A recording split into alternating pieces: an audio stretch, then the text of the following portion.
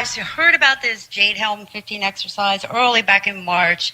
Everybody was reporting on it, and I started doing some digging on it, and that's when I started coming across making the connection between the Jade and the Jade Helm, and the Jade, or Jade 2, being an AI software system. Okay, it's basically the Jade 2 system is an AI quantum computing technology that has the ability to use vast amounts of data that's being collected on the human domain, that's us, to generate a human terrain system, which they talk about in that PDF. Okay, in geographic locations, in order to identify, eliminate targets, insurgents, rebels, or whatever labels that can be flagged as targets on a global information grid in a network-centric warfare environment. Well, it sounds like it's not just a war on the American people. You know, we spoke recently with John W. Whitehead, the founder of the Rutherford Institute, and he has a new book out called Battlefield America, the war on the American people.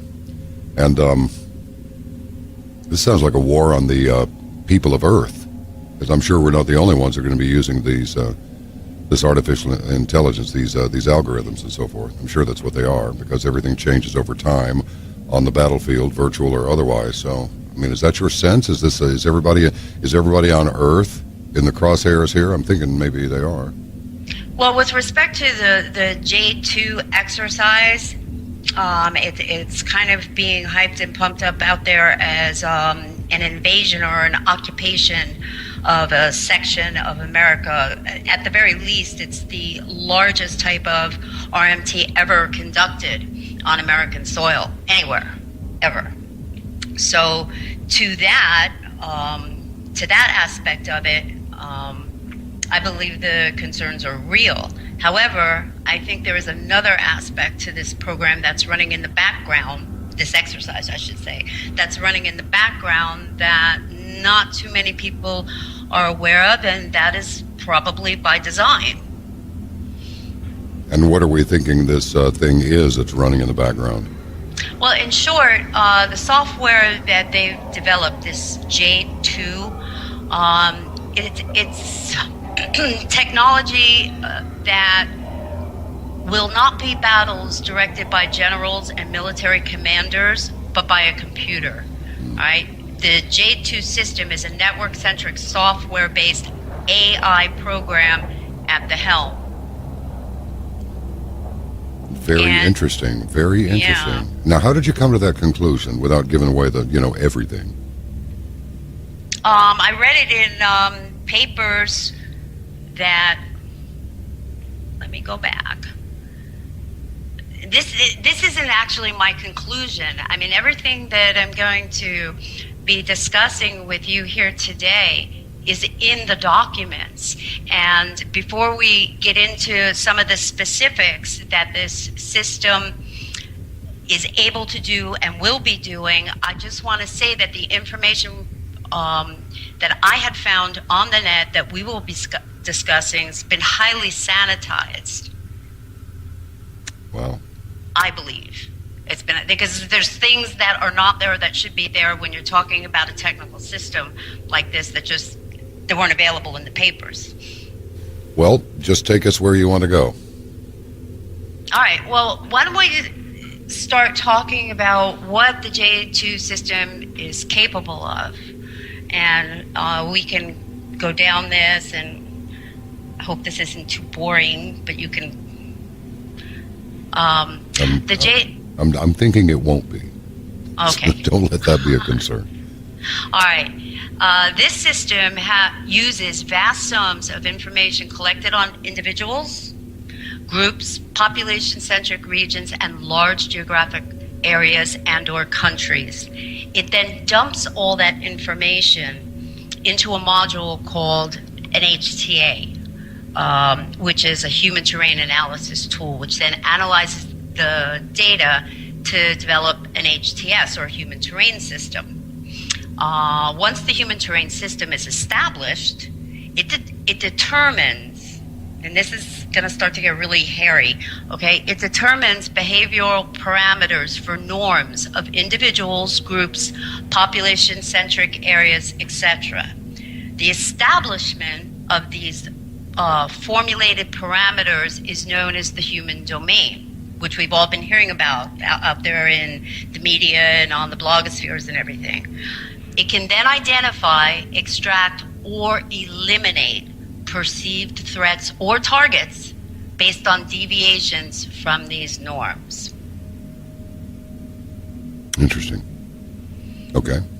Okay. Jade can also examine the human terrain system over time with the use of thousands of remote sensors, both audio and visual, as well as real-time communication monitoring and other types of HTA tools to change or rewrite its program parameters in a particular human domain.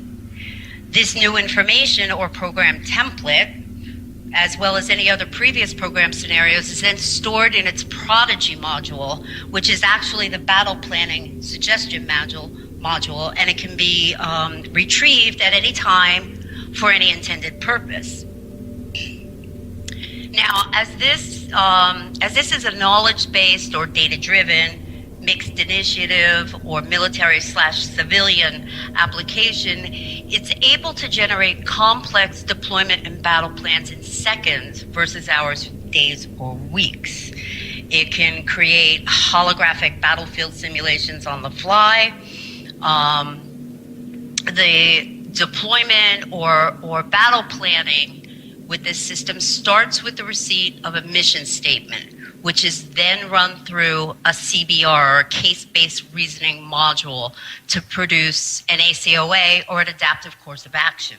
The word adaptive is key. What's it adaptive to? It adapts itself to the changing human domain, us. It adapts its plans based on changing terrain of human activity. What are some of the elements that are classified as human activity?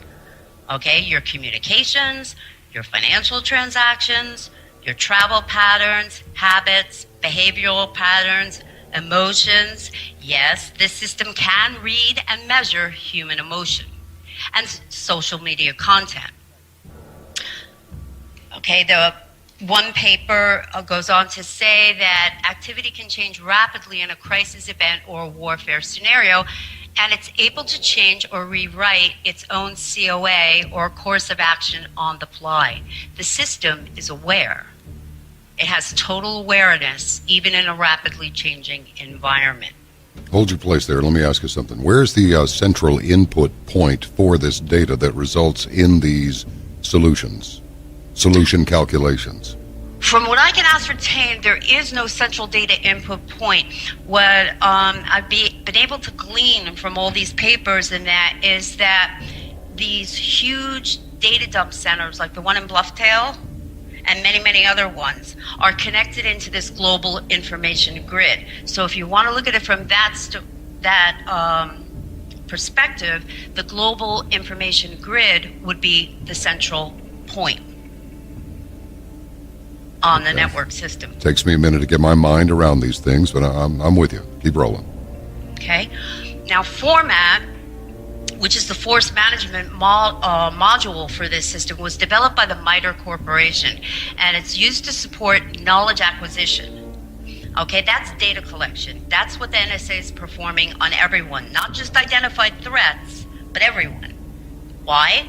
Because the government now perceives the American people, I believe, as its greatest threat, and it will use a computer-driven military to clamp us down. Patriots will be classified as terrorists, and the true terrorists, the U.S. puppet government we have out there who receives its directives and agendas from the ruling elite, they'll be deemed patriots to be protected at all costs. Makes sense. Okay, the third module in this system is known as PARCA. It's able to handle extremely complex structured queries against large knowledge bases or large databases, data dumps. Have you ever wondered why or has anybody ever asked the question why the NSA is telling everyone they're only collecting metadata or meta tags?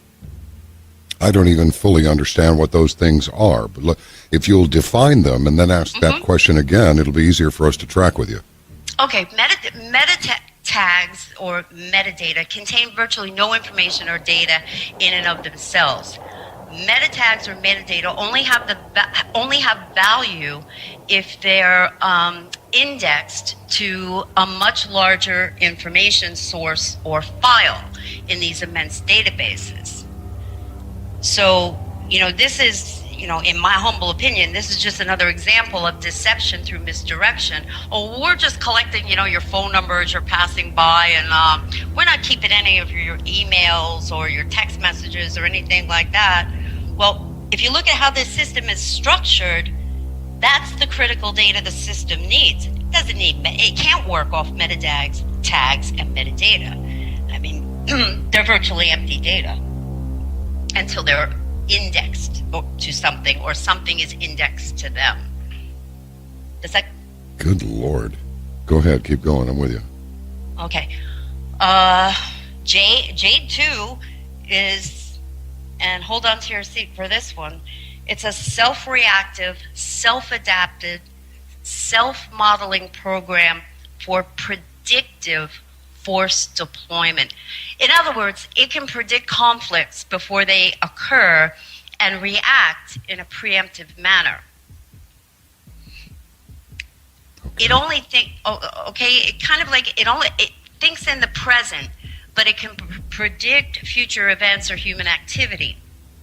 And these conflicts are not confined to a warfare scenario either. Excuse me. The predict and preempt capabilities can also be applied to scenarios of social unrest. And that's not just my opinion. That's stated right in the reports and the papers on this software. Good grief. Okay. So let's look at some of the other key functionality or capabilities of this system. And right now we're just talking about the Jade system because that's what everybody's concerned about right now, Jade Helm. It can make high-level trade determinations. It makes decisions regarding casualties and targets in line with the overall mission objective. Okay? It is a total command. It has total command and control in an information-intensive society.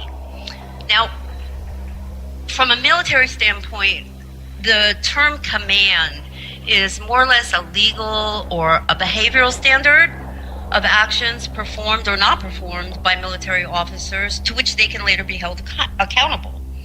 The Jade system displaces that standard from individual commanders and places it on itself. Total command and control of all information over land, sea, air, space, and cyberspace is how they will master the human domain. It says that in the PDF slides. It says that in the software papers. Okay?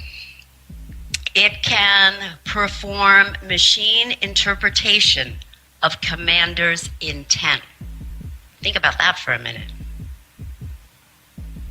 That's kind of, let me try and put this in perspective. Yeah, listen, don't hold it against me if I'm just being quiet here. I'm trying to wrap my mind around this. This is the deepest that we've ever gone on this subject. So you don't have to worry about us bearing with you. Just bear with us, okay? just keep going. I am all attention. Okay, I want to get back to the machine interpretation of commander's intent. Mm-hmm. That's kind of like, all right, I pull up to my house, I pull in the driveway. My intent is to go in the house and sit, watch TV. Now, am I going to enter the house by smashing my truck through an exterior wall, or am I going to enter the house by getting a key off my keychain and unlocking the door? I mean, that, to me, that is a scary aspect. Machine interpretation of commander's intent. I wonder if that's to eliminate the possibility of any, shall we say, freelancing out there, or overriding some orders or something like that. I don't know. It could be. Okay. It could be, but I don't know. I'm not sure. This, like I said before, the system sits on a global information grid, which is how can I explain this? It's a flexible, scalable, and a dynamic architecture in order to support multilateral civilian and military operations. This global information grid is going to be an important aspect as we go through this. Okay? Oh, here's another subheading in one of the papers, and it was entitled "The Process of Sense-Making in Complex Human Endeavors." Quote, "This approach uses a set of cognitive constructs that translates tacit knowledge to the focal knowing of the objective world." End quote. How are they accomplishing this? They're mapping your mind. That's how they're doing it. And that they are creating these maps with all of the information that's being collected on everyone regarding every aspect of their life. Macrocognition. This is the process the system uses to dissect the human behavioral process. It's a cognitive and adaptive learning function, and this. I'm sorry, I'm stepping all over myself here. It's completely okay. Gives me time to catch up. Okay. Oh, I'm embarrassed. Okay, the macrocognition component of the system, like I mentioned before, is a process of dissecting the human behavioral process. Okay, its cognitive and adaptive learning capabilities enables it to predict intent. Now, we're not talking on the military side here. We're talking on either the enemy or civilian side, whichever way you want to look at it. So it can predict intent of an adversary or target, as well as predict a range of potential behaviors of those targets. And it does this instantaneously. This doesn't require a bunch of military commanders sitting around a table, going back and forth. Well, how should we handle this? I don't know. I think we should do it this way. The machine's making the system's making the decisions for them. Oh, here's another statement that was made in the paper entitled "The Tuesday Presentation to Justify the Rollout of Jade 2." And it says, quote, "For a joint commander to define an instruction set to a civilian or military joint force mission to transform a failing state to an agreed upon non-failing end state is a problem." End quote. Okay, and this section goes on to say that, rapidly changing dynamics presents a cognitively difficult task for commanders and practitioners. And the system will do that too.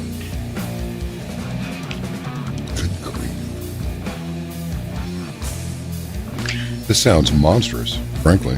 It doesn't even sound cool. It sounds... It is. I think it is. Scary. Nefarious. It gets worse. Excellent. When you look at it. No. I mean, when you look at it as it is not the be-all and the end-all, this is just a sub-layer, a layer on top of a much larger system that's already in place. Okay?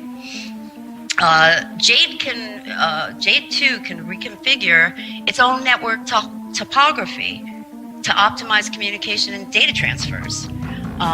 In one of my other reports, I talked about BBN Technologies' use of bandwidth extenders on the cellular and wireless architecture networks. Well, this is what they're referring to. An example of this might look like, you're driving down the road, all of a sudden you lost cell phone service in a particular area or for a particular time, when in actuality, your bandwidth's been reallocated to the system. Because everything, absolutely everything, communications, everything else is tied into that global information grid. All right, another command and control problem that these concept papers, they're not even concept papers because the software is being used now. Okay. Another command and control problem this system is designed to handle is the fact that the enemy has always been able to adapt to a rapidly changing environment to hide itself from exposure. In order to combat this problem, okay, the kill chain had to be compressed from hours to seconds. The system removes the administrative delay in the kill chain. It has no moral compass, no empathy, or regrets. Wow. Okay. No empathy or regrets. No, it's a computer program. I don't think they bothered to program that in. It's just like your gun. It doesn't care. Right. Okay, right. gotcha. It depends who's putting the directives in it. And it's intended to achieve dominance of cyberspace, cyber power, and cyber strategy.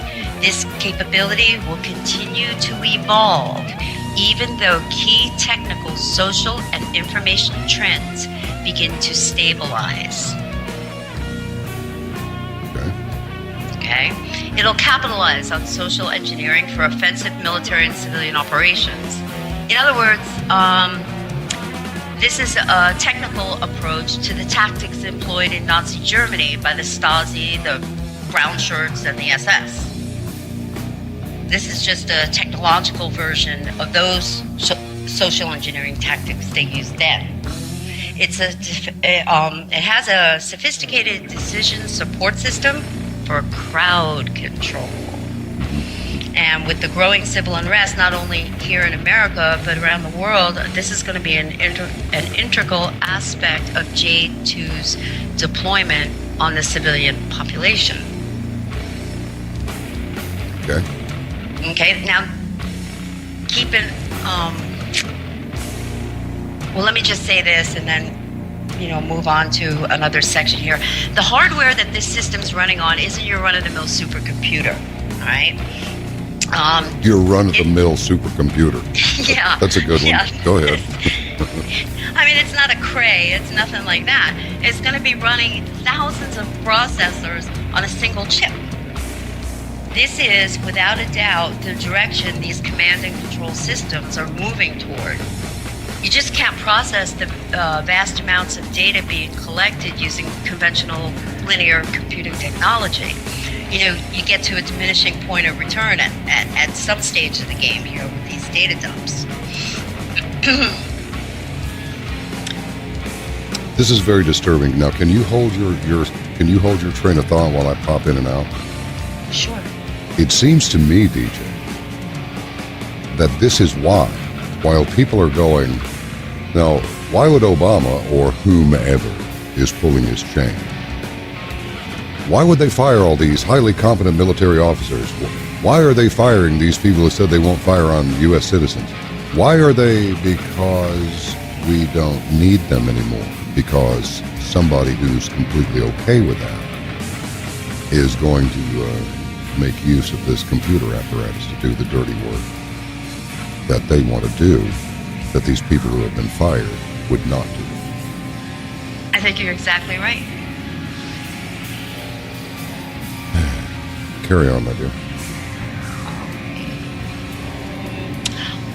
Well, this you're going to find interesting. It develops virtual models based on repetitive types of crimes that can predict future crimes that have not yet been committed by either individuals or groups in the COA or the civilian operation area, and then execute a course of action, a preemptive course of action.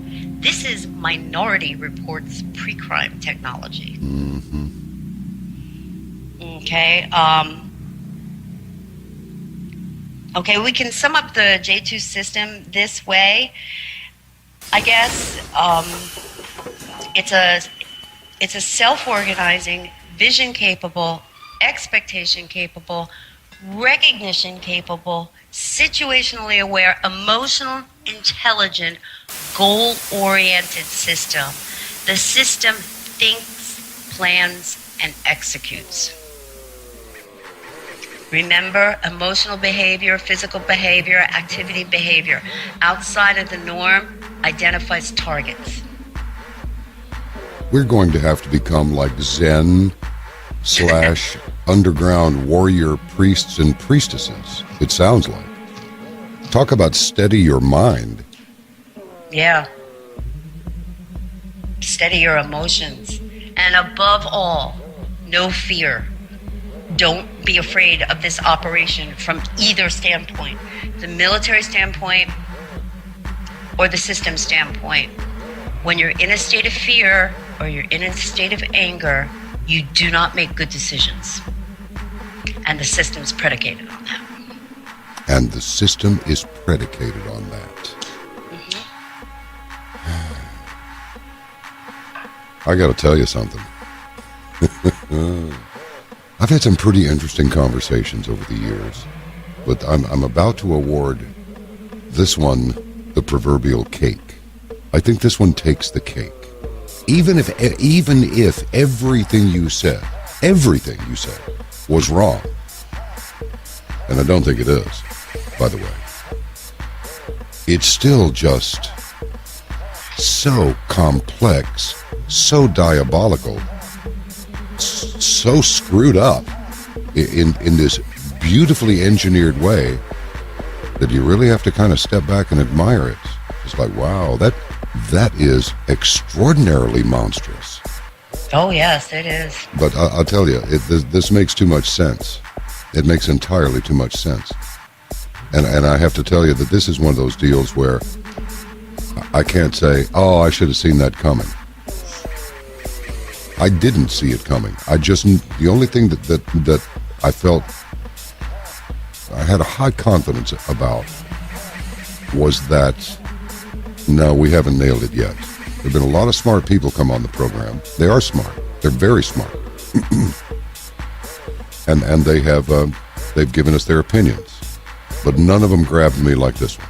And that's nothing against them. I'm just saying. That's right. The women are smarter. You know that thing? That song, the old song, The Women Are Smarter? No. Nobody's ever sung that to me. We may have to play that one. Yeah, listen, all I can do is blither and try and be an interesting conversationalist at this point, because I got to tell you, you've just filled my head with so many possibilities that I'm just trying to keep them at bay without forgetting any of them, so I can delve into them in some quiet moments later. And that's not really the best way to conduct a conversation. So I think I'll take the polite path and just say, please just tell us anything else that you want to, because this is amazing. Well, with respect to GeoInt, yeah. Okay, with respect to Jade Helm, the key is don't participate, don't display an emotional response. The sensors and the data collection, social network, they're going to be picking up on that data, and they're counting on it, okay? And like I said, it appears that the system responses are triggered by negative emotions. Now, with respect to GeoInt, okay, this is a much bigger issue. Okay, you would have to get off the technological grid to the best of your individual ability, and that is much easier said than done. What they've done was, we've been provided with all of this wonderful technology to make our lives more convenient and easier and more interconnected, and what they've turned around and done is they've turned that technology against us.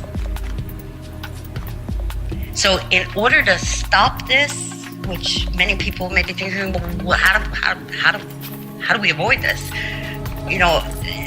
I think the answer is obvious. These huge data repositories, like the one in Bluffdale, Utah, the underground ones they have, the one in Maryland, okay, the threat fusion data collection centers, okay, these data storage facilities need to be unplugged, if you get my drift. Okay, the data storage media needs to be erased or rendered unusable, because they've already collected so much data. It blows the mind. It really does. Data sweepers like the Gwen Towers and these dirt boxes and other data collection hardware needs to be disabled.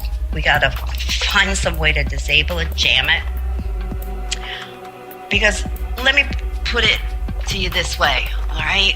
How can I say this? The car won't run if there's no gas in the tank.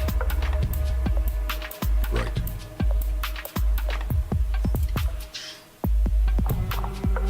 You know, what we're talking about here is the R word. We're talking about a real no-kidding rebellion. This is really quite dangerous stuff. I have to tell you, it's exciting. It's very dangerous. I mean, I think the word. Go ahead. Yeah, I think the word you used is diabolical, and that's a very good description. Well, the drones are plugged into the Jade 2 system. Yeah. They directly communicate to the, you know, those little operators you see in wherever it is, Nevada or someplace, or Colorado, where they're operating. Nah. These drones now can be plugged directly into Jade 2. Nice. Take its orders from there. Mm-hmm.